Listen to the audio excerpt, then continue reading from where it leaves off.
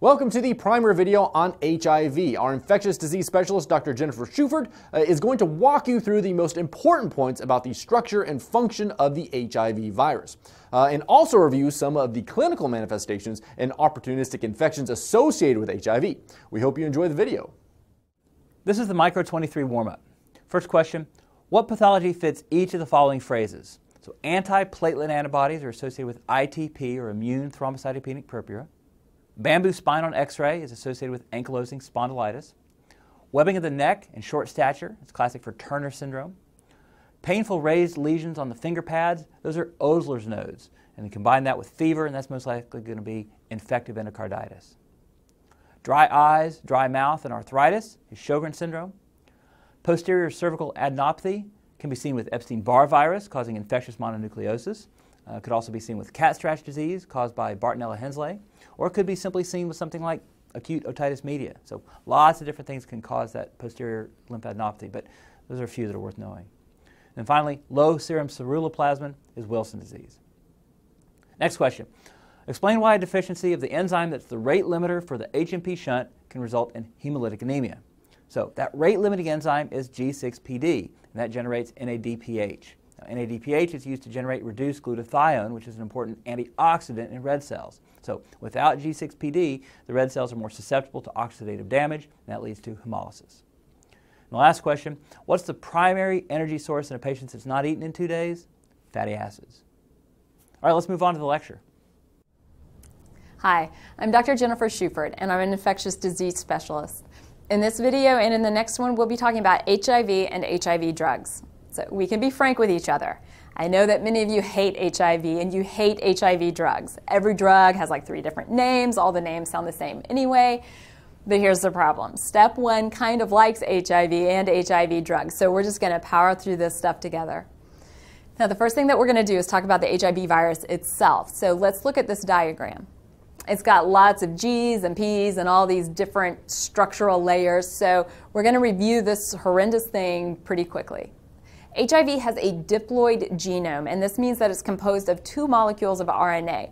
Now, this RNA is enclosed by a conical capsid, which is composed of viral protein P24. Around this is the lipid bilayer, which is called the viral envelope. And embedded in the viral envelope are proteins, which are used by the HIV to attach to target cells and initiate its reproductive cycle. Now, these viral proteins are important, so let's talk about them for a second. This envelope contains 2 proteins, GP120 and GP41, that are important for HIV's binding of the host cell in order to infect it. GP120 is important. It's kind of a grabber for the HIV. It grabs onto the CD4 surface receptor on T cells and on macrophages. And once it's made that connection, the GP120 changes its conformation and allows it to bind to yet another cell receptor called a co-receptor. This can either be a co-receptor called CCR5 or CXCR4.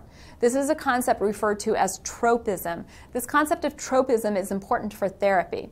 Now, all tropism means is that some HIV viruses like to infect cells that have a certain co-receptor rather than the other. And this sometimes they can use either, and this is called dual tropism. The first cell that HIV usually infects during sexual transmission is a macrophage, or a dendritic cell that resides in the exposed mucosal surface.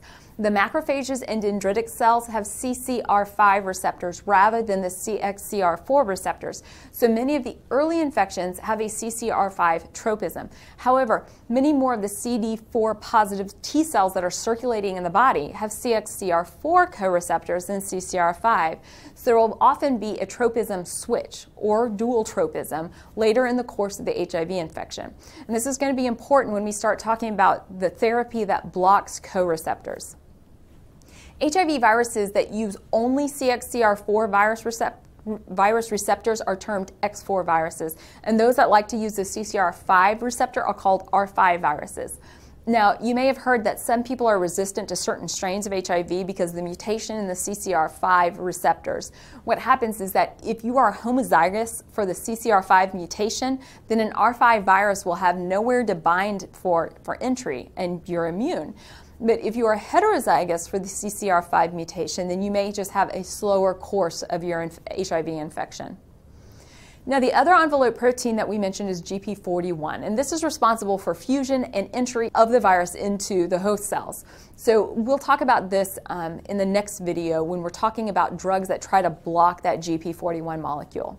One point that you should definitely know are the three main structural genes in the HIV genome, and these are the big three. There's the GAG gene, which codes for the P24 capsid protein, the ENV gene, which codes for the GP120 and GP41, and the third one is the POL gene, which codes for the reverse transcriptase and integrase. So make sure that you know those. We've talked about P24 and GP120 and GP41, but what about reverse transcriptase and integrase? Reverse transcriptase is the enzyme that HIV carries with it in the capsid, and when it infects a cell, it injects that reverse transcriptase along with the RNA into that host cell to synthesize double-stranded DNA from the HIV RNA. Remember that HIV is an RNA virus, but that it has to be able to make double-stranded DNA in order to integrate into the host genome. And this is a very important step in its replication, and you'll see how we exploit this step when we use reverse transcriptase inhibitors as treatment. And then integrase is an enzyme that helps integrate the viral DNA into the host DNA. And this is important for treatment because we have integrase inhibitors too. So once a patient is infected, how do we make the diagnosis? The first test that we usually use when we're screening for HIV is the ELISA test. Now, the ELISA test has a high sensitivity, so this is a good test to use first. When you have a life-threatening infection like HIV, you want to make sure that you capture all of the positives, even if that means that you get a few false positives. But of course, we can't leave it there because nobody wants to give a diagnosis of HIV to someone who doesn't have that infection. So the next step that we do is a Western blot assay. It has a high specificity, so it identifies only those people who truly have the infection. So the ELISA is used for its high sensitivity, its ability to capture the entire population of positives, even if it includes some false positives. And the Western blot is used for its high specificity, its ability to differentiate the true positives from the false positives. One thing that I want to mention here is that there is a new screening test that more people are going to be using, but it's brand new, so I don't think it'll be tested, but it's a 4th generation HIV screening that incorporates a P24 antigen test in it, so it's good for early HIV too, and I just wanted to mention that. Okay. So another test that we use frequently for HIV is viral load. A viral load is a PCR test that looks for how many copies of HIV RNA are in a blood sample. Usually we use viral load to monitor the effectiveness of drug therapy. So if you wanted to see how well an antiretroviral therapy was working, what could you do? Well, you could check a viral load. It would let you know if the HIV is responding to the medicines that you started. But you can also use viral loads to help confirm a diagnosis. So when might we want to use a viral load to confirm a diagnosis?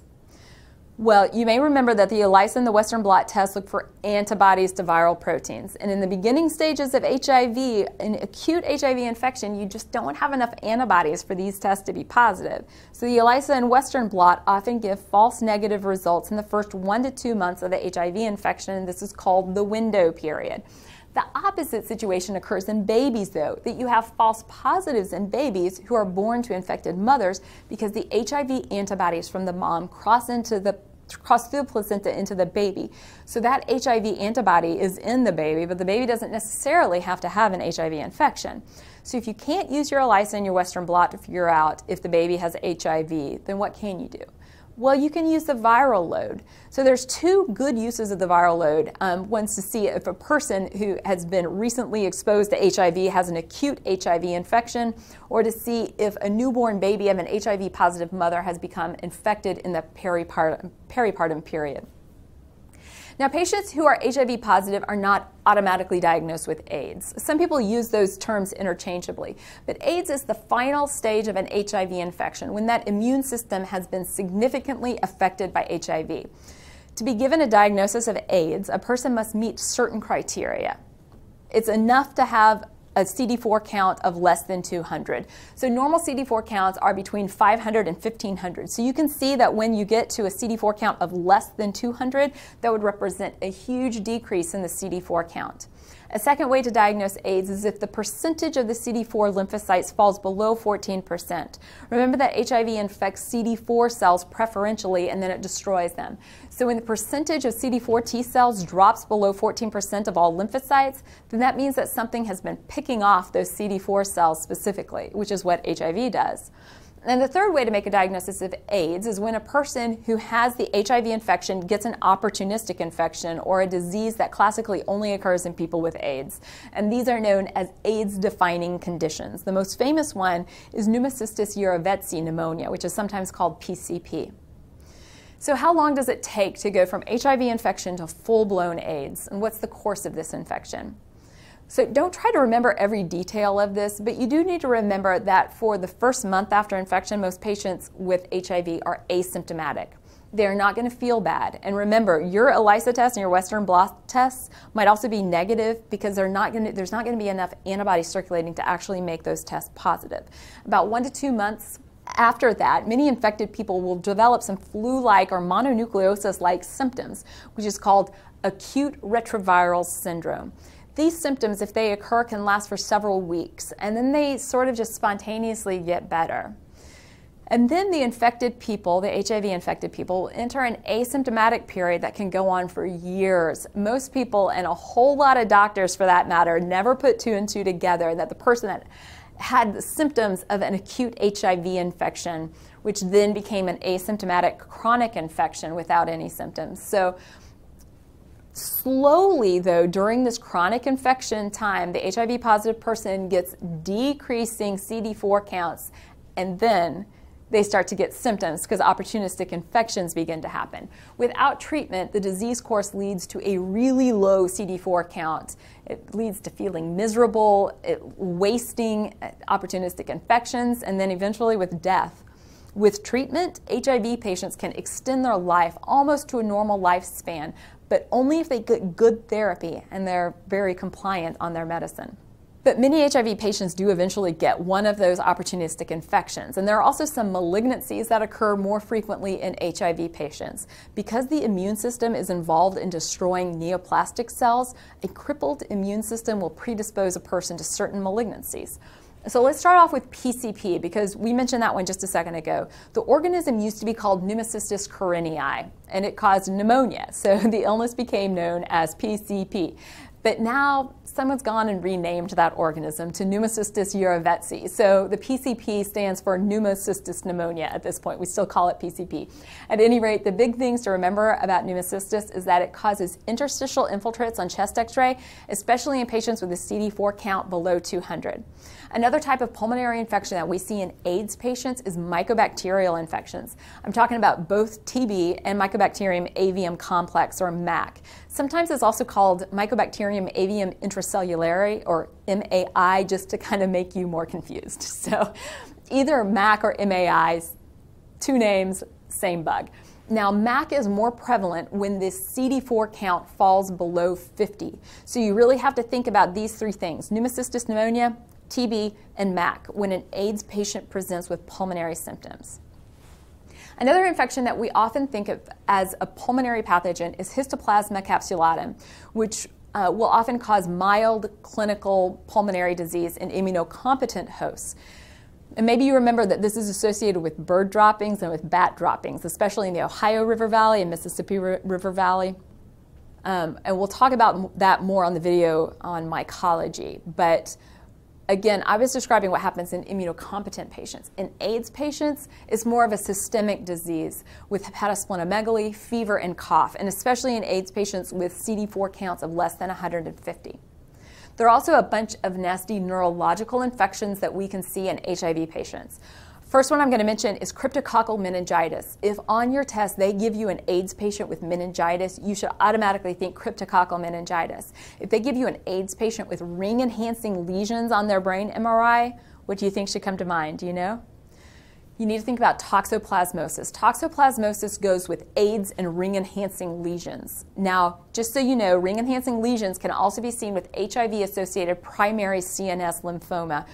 Toxoplasmosis usually has multiple lesions, where primary CNS lymphoma presents at least half the time with just a solitary lesion.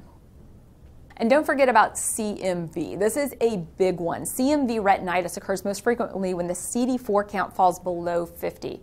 Remember that CMV retinitis causes cotton wool spots on the retina, and you treat it with ganciclovir. Another thing to look at with CMV is that the infected cells will be enlarged, which is why it's called cytomegalovirus. Mega is big. So the cells are enlarged and they have dark inclusion bodies in the nuclei. And this is typically described as an owl's eye appearance. So remember that. This is an image from CMV infected lung. It's not from a retina like I was just talking to you about, but you can see that owl eye inclusion.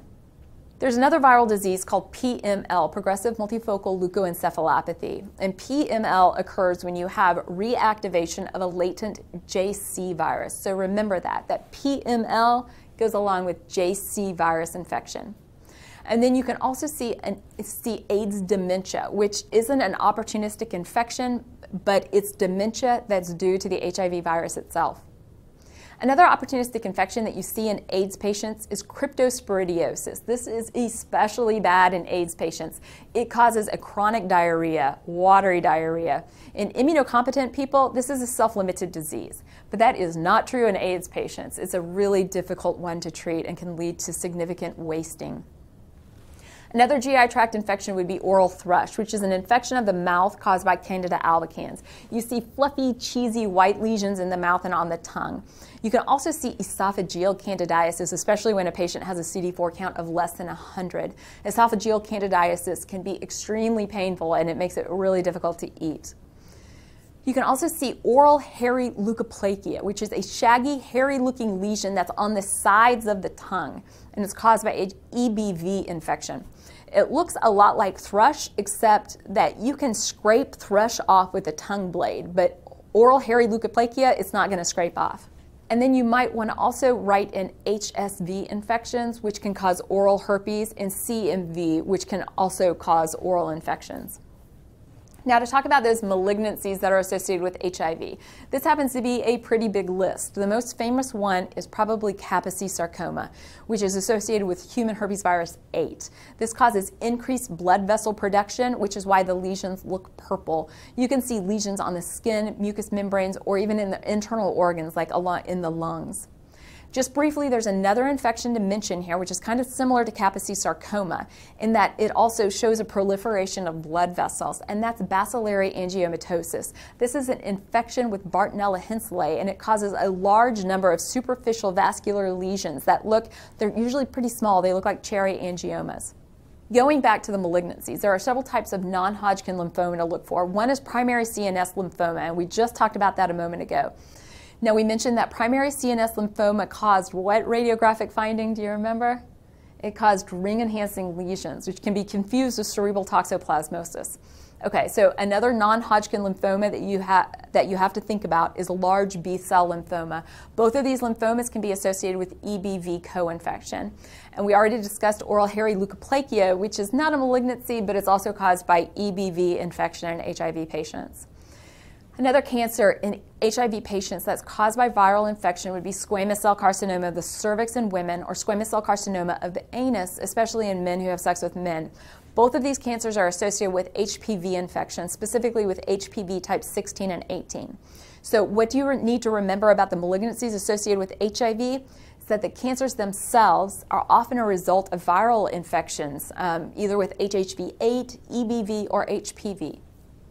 One last thing to cover is the recommended prophylaxis against these opportunistic infections. As you probably remember, when the CD4 count decreases, the HIV patient will have a greater risk of developing opportunistic infections. So we often start antibiotics and medicines prophylactically to help prevent these infections in the first place. These are probably worth writing down and remembering. It's important that you remember the number 200. When the CD4 count falls below 200, we start Pneumocystis jirovecii prophylaxis. This is the first of our prophylactic antibiotics that we start. So you're going to start trimethoprim sulfa, or Bactrim. Trimethoprim sulfamethoxazole is a full name. Now, if someone has a sulfa allergy, you can use Dapsone instead, but you have to watch out for that G6PD deficiency in these patients. Many physicians will use aerosolized pentamidine in these patients to help prevent PCP, there are a lot of failures with aerosolized pentamidine, much more than the other agents. At CD4 counts of less than 100, you want to think about toxoplasmosis reactivation. If the person has a positive IgG titer to toxoplasmosis, which means that they've been infected before with toxo, then they need prophylaxis at this point. If the person is already on trimethoprim sulfa, then toxo reactivation can be prevented with that agent too. So that's super easy. But if they're sulfa allergic or something like that, then dapsone plus pentamidine plus leucovorin is another option. Then when you get to CD4 counts less than 50, you have to worry more about MAC, that Mycobacterium avium complex we were talking about. The prophylaxis for MAC in patients with CD4 counts of less than 50 is azithromycin, and it's dosed just once a week. So it's usually pretty user-friendly. Okay, that was a whirlwind of information about HIV, but we covered a lot of high-yield information. So now it's time for your end-of-session quiz. So go ahead and pause the video and answer those questions, and then restart the video and we can go over the answers together. All right, let's get started. First question.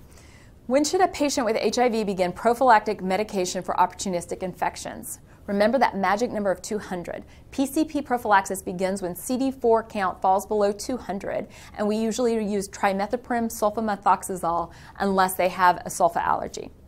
Toxoplasmosis prophylaxis begins when the CD4 count drops below 100, but we only do this in patients that have a positive IgG titer for toxoplasmosis. And again, trimethoprim sulfa is the usual prophylactic agent.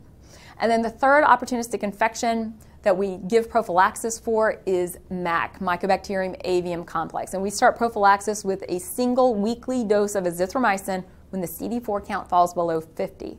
A fourth infection that we sometimes forget about is histoplasmosis. When the CD4 count falls below 150, and if that patient lives in an endemic area, then you can consider starting itraconazole in that patient.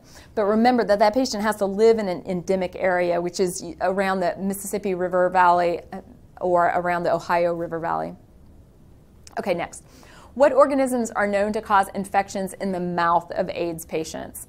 Well, you can see oral thrush, which is caused by Candida albicans. You can see oral hairy leukoplakia, which is on the sides of the tongue, that's associated with Epstein-Barr virus. You can see oral herpes from HSV. You can also see oral lesions from CMV infections.